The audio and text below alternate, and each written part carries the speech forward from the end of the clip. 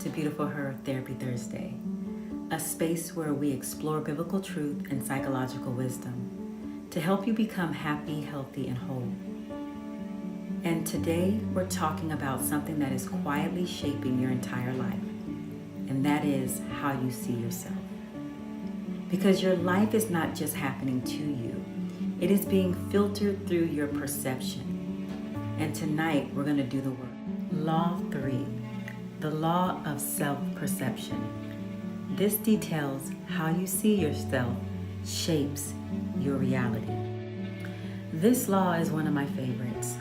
A lot of them are my favorites actually, but this is one of my favorites. And it's because this law is deeply rooted in the universal law of perception. And it simply means that it's not just about what happens in your life, it's actually about what you perceive happening in your life. So the event, two people can have experienced the same thing, but their perceptions of that event will be drastically different. And you can use this as an exercise that I love to do with my clients in therapy. Is I'll ask them to visualize the forest. So go ahead and visualize the forest. What does it look like to you? What are the smells that you smell? What are the animals that you see?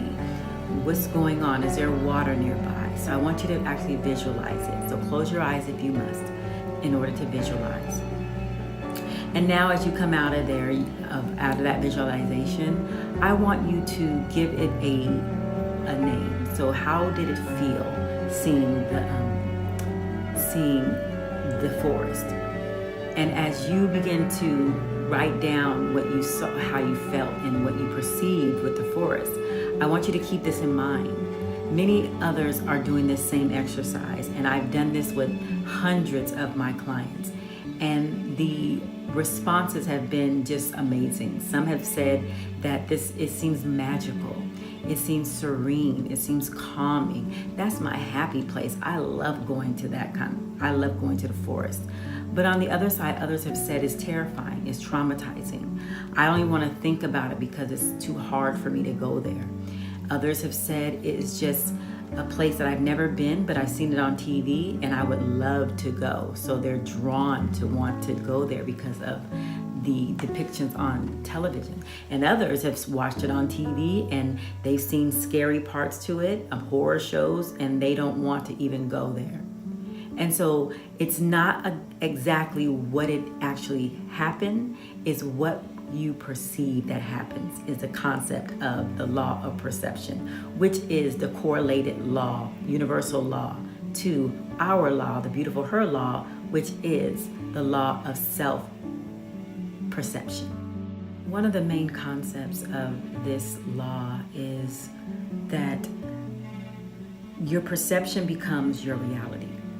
And so if you see yourself as limited, you will live a limited life. If you see yourself as unworthy, you will experience life through that lens of unworthiness. But when your perception shifts, when you intentionally shift your perception, when you begin to see yourself differently than the negative narrative, your reality begins to change to conform to that. Because your life is always responding to how you see yourself. So you can know, like we talked about last week, you can know who you are in Christ. You know you're created and made in the image of God. However, you can adopt that identity, you can adopt that knowing, but if you don't see yourself that way, if you see yourself, yes, I'm a daughter of the Lord, but I'm disappointing Him. You're perceiving your relationship with the Lord as something negative. That's what this is talking about. So when your reality begins to change, your life and people all around you will begin to shift and change along with you. The scripture tells us in Proverbs 23:7, as a man thinketh in his heart, so is he. Not just what you say, but what you truly believe deep down inside. Because you can say positive things all day. I'm amazing, I'm great, I'm beautiful, I'm smart, I'm kind. But if your internal perception is still rooted in doubt, in bitterness, in insecurity, in limitation, that is what will shape your life. And many people don't realize they are not living with their truth or from a truth. They are living from perceptions shaped by their past experiences, their hurts, their rejections, their comparison, and what other people have said to them. But just because you learn to see yourself a certain way does not mean it's the truth. Remember, the Lord talked about in the last session, He said He creates your story. He creates your identity, not man, not our friends, not our mentors, not our priests. But today, we're going to begin to challenge that. The story of Hannah is one of deep pain. Many of you know about Hannah. She was so persistent in prayer. I look to her as a model of travailing in prayer. And her story unfolds to be a powerful fulfillment because of her life story. So Hannah's life, which was revealed in 1 Samuel, reveals that it is a powerful thing when you trust God in the waiting. And so a quick backstory of Hannah. I'll read my notes here. Hannah was one of 2 wives of Elkanah, but she carried a heavy burden. The Lord had closed her womb, and you can find this in 1 Samuel 1 and 5. And in that time, in the culture where children were deeply tied to identity and honor, this brought grief, shame, and despair to Hannah. And on top of that, she received ongoing harassment and provocation from the other wife, Peninnah. And it said in 1 Samuel 1 and 6, her rival kept provoking her in order to irritate her. Is that happening in your life? Do you have people provoking you, irritating you, just getting under your skin, and they're doing it intentionally for a reaction? Hannah's pain was not just physical. A lot of times our pain is emotional, it's psychological, and it goes deep. And there's this book that I read, and it's a phenomenal book, and it says that when you have, it's called The Body Keeps the Score. And it's a trauma book, and it talks about that every trauma you have, it goes and it's stored in the body. And we have to do the work to release that trauma from our body. And so Hannah was in this distress. She was in emotional distress. She was in spiritual distress. She wanted to be a mommy. And so she was very hurting from within, and it revealed itself on the external of her life. And regarding Hannah, instead of her turning away from the Lord, Hannah actually turned toward him. She ran toward him. She went to the house of the Lord. Oh, let us come unto the house of the Lord. And she went there. And she made a vow before him. And she said, if you will only look on your servant's misery and give her a son, then I will give him to the Lord. 1 Samuel 1:11. Her prayer was one of rawness, genuineness, honesty, grief, and surrender. Even when misunderstood by Eli, the priest, we always have people watching us. No matter where you go, people are watching you, and they're observing how you are and what you're doing. And even when you're going through your grief, your shame, your betrayal, people are watching to see how your reaction is going to be. So even though Eli was watching her, the priest, she still stood firm. She didn't allow it to shake her, move her. And that's how you have to be. When you have onlookers and you're going through, don't let them shake you. Stay true. Run to Jesus. Run to his bosom and stay right there. And the end of that story, which was just her beginning, was that God answered her prayer. She had a beautiful son, and like she promised, she gave him right back to the Lord. And so we have lessons that we learn from Hannah. It was a core themes that she represented that will help us within this law. Is the themes of her life. God sees hidden pain. He's persistent.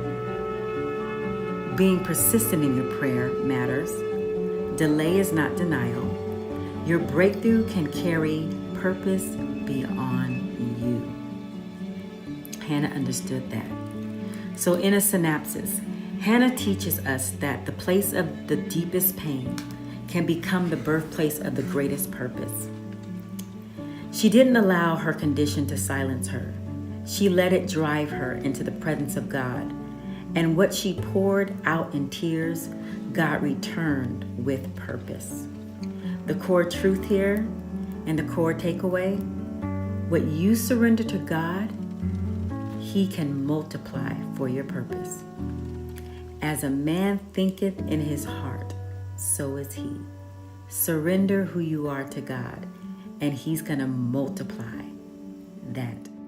And then an even deeper revelation and takeaway is Hannah didn't allow her condition to become her identity. That's the essence of as a man thinketh, so he is. No matter what you may be going through in this hour, no matter what you've gone through in yesterday, don't let it define you. If it was things that traumatized you, pains, betrayals, backbiting, and all that stuff that life brings on, like Hannah, don't let it change you and knowing your worth and your identity. Because she refused to think like a barren woman with no future. Come on, Hannah. Hannah refused to think like a barren woman with no future, and instead thought like a woman seen by God and capable of birthing purpose. She birthed an amazing man of God. And so Hannah's life proves that your situation does not define you. Your thoughts do. She was barren in her body, but not barren in her beliefs. And because she refused to adopt a defeated mindset, she positioned herself for a divine outcome. As she thought, so she became. And the same is true for you. As you think, so you will become. So the core takeaways from the biblical truths are, your life will eventually reflect the thoughts you consistently believe. So ask yourself this question: what are you agreeing with eternally? Internally, what are you agreeing with? Write it down. From the psychological perspective, this is powerful. There's something called the cognitive framing. This means your mind creates a frame, a picture, a way of interpreting yourself and the world. And once that frame is in place, your brain looks for evidence to support it. So if your frame is, I'm not good enough, your mind will highlight every mistake, every rejection, every downfall, every unsuccessful project, and every moment that confirms that belief, and ignore everything else. So it's not that your life lacks opportunity, it's that your perception filters through it. It sees with the lens of how you perceive yourself. This is why two people can experience the same situation and walk away with completely different realities. Because perception shapes experience. And if you don't change your perception, you will keep living the same patterns over and over again. Let's give some examples. So, the example of failure versus feedback. Frame 1, I failed. I'm not good enough. Frame 2, this is feedback. I can grow from this. Rejection versus redirection. Frame 1. They don't choose me. I must not be worthy. Frame 2. This isn't aligned. Something better is ahead. And then waiting versus preparation. Frame 1. Nothing is happening in my life. Frame 2. I'm being prepared for something greater. So why does this matter at all? Why does the framing have anything to do with our everyday life? It's because whether you feel empowered or defeated, whether you take action or stay stuck, whether you grow or give up is based off of these frames. It's based off your perception. It's based off of how you're perceiving yourself and navigating the world. So you don't always control your circumstances. We know this. But you do have the power to choose your frame. And when I'm saying these frames, it's meaning you have a way of choosing what that means, what just happened, or the situation that you just went through. What is the meaning behind it? So the core truth, the meaning you give a moment becomes the reality you live. What is the meaning? You get to create it. And this is a beautiful thing about this. When you create the meaning, create it for your benefit, so you can feel better, so you can feel good, so you can fulfill the work of God on your life and do the things and live whole, happy.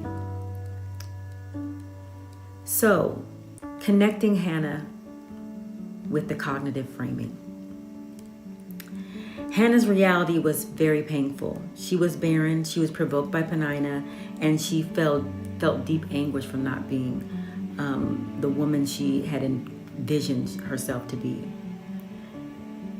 She had every reason to adopt the negative frame, but her frame revealed her actions, and that's what our frames do. When we adopt something, we then have an action that backs it up. In her deep anguish, Hannah prayed to the Lord, weeping bitterly. She didn't go griping to her friends down the block. She went crying out to the Lord. Notice this. She didn't deny her pain, though. We're not to numb ourselves from what's going on in our lives. We're not to be indifferent to our emotions. She framed it as a reason to seek God, not abandon Him, and not abandon her hopes. That's cognitive framing at its highest level. Same situation, different interpretation, different outcome.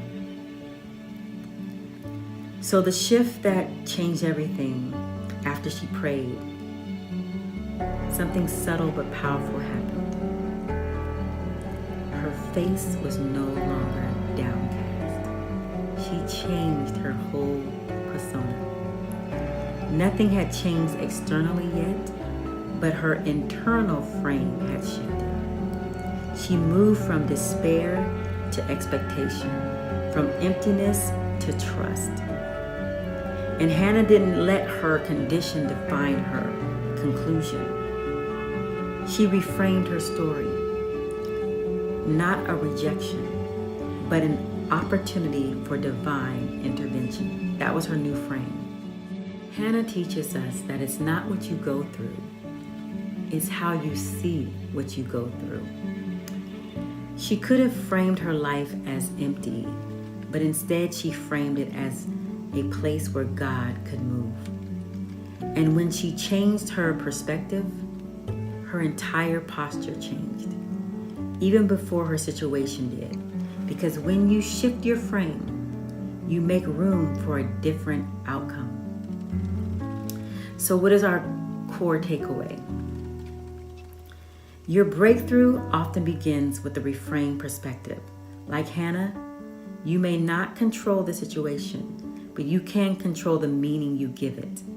And that meaning can change everything, just like it did for Hannah. She was barren, and then she became a mom. So now I want you to take a moment. I want you to take a moment and reflect How do you truly see yourself? Not the version you present to others, but the version you believe in private. This is personal. Get your journal and ask yourself, do I see myself as confident or insecure? Do I see myself as worthy or lacking? And do I see myself as capable or limited? These questions are powerful because your answers are revealing something important. The lens through which you are living your life. And if that lens is distorted, your life will feel distorted too. So now we're going into the interventions. How we're going to shift this.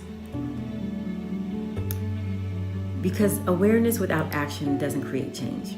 And that is I'm gonna keep reiterating that. We have to do the work to change.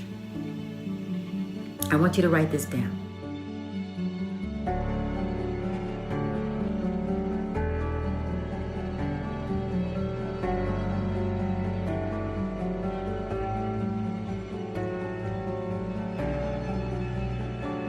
This week, pay attention to how you see yourself and be intentional to change that frame if it's not aligning with who you are.